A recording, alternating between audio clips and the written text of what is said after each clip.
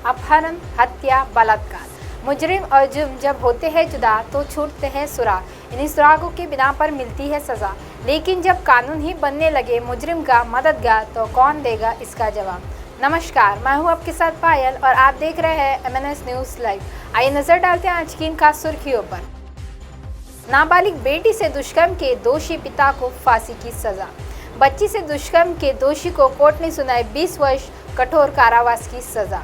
Australia में लड़की की हत्या करके दिल्ली भाग गया था राजविंदर सिंह, अब हुआ गिरफ्तार।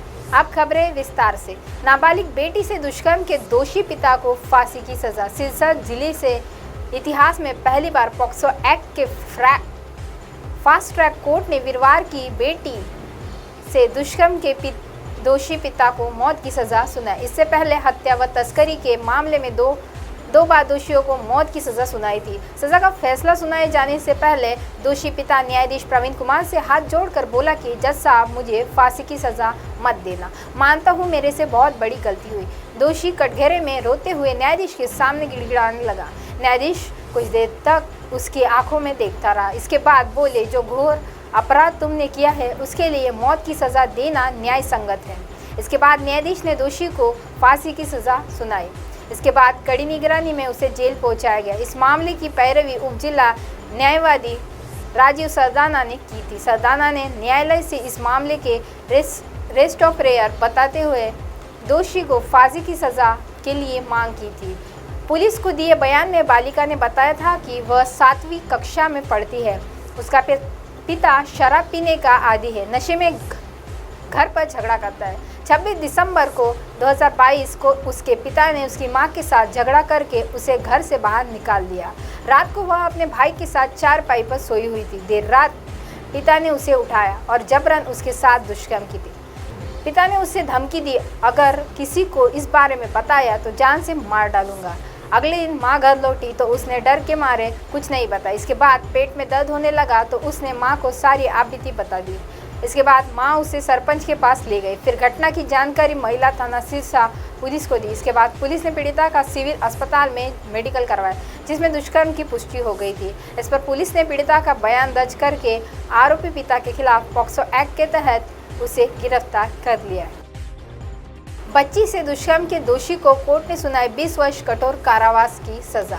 विशेष न्यायाधीश मंडी की अदालत ने बच्ची के साथ दुष्कर्म के दोषी को विभिन्न धाराओं में कारावास की सज़ा सुनाई। जिला न्यायवादी मंडी कुलभूषण गौतम ने बताया कि 9 जुलाई 2018 को पीड़िता की मां ने अपने पति के साथ पुलिस थाना ऑटो में शिकायत दर्ज कराई कि 7 जुलाई 2018 को एक रिश्तेदार ने उनके घर आया था और थोड़ी देर बाद अपने घर के लिए निकल गया। उसी दौरान उनकी 7 वर्षीय बच्ची भी खेलने के लिए घर से बाहर निकली, जो कि काफ़ी देर तक जब घर नहीं आई तो उसे ढूंढने लगे। काफ़ी देर बाद उन्हें बच्ची एक स्कूल के पास अचेत अवस्था में मिली। जब बच्ची को सुबह होश आया तो उसने बताया कि जो रिश्तेदार पिछले दिन उनके घर आया था वह उसको गोद में उठा ले गया और उसके साथ गलत काम किया। शिकायत के आधार पर दोषी के खिलाफ थाना ओट में मामला दर्ज हुआ है और छानबीन पूरी होने पर थानाधिकारी थाना ओट द्वारा चालान को अदालत में दायर किया था। ऑस्ट्रेलिया में लड़की की हत्या करके दिल्ली भाग गया था राजविंदर सिंह, अब हुआ गिरफ्तार। पुलिस ने आज शुक्रवार एक ऐसे शख्स को गिरफ्तार किया जिस पर ऑस्ट्रेलिया में हत्या का मुकदमा दर्ज है। पंजाब के बट्टर कलान में रहने वाले 38 वर्षीय राजविंदर सिंह पर आरोप है कि साल 2018 में उसने ऑस्ट्रेलिया में एक लड़की की हत्या की थी और फिर भारत आ गया था। राजविंदर सिंह पर आरोप है कि उसने 14 वर्षीय ऑस्ट्रेलियाई युवती टोया कैंड्रिले की हत्या की है। ऑस्ट्रेलियाई पुलिस लगातार उसको तलाश कर रही थी। पुलिस ने उसके ऊपर अब तक के इतिहास में सबसे बड़ा इनाम घोषित किया था। जांच में पता चला है कि वो भारत आया है, जिसके बाद ऑस्ट्रेलिया की सरकार ने भारत सरकार ने उसे प्रत्यार्पित करने की अपील की थी। भारत ने इस अपील को इसी साल नवंबर में स्वीकार किया है।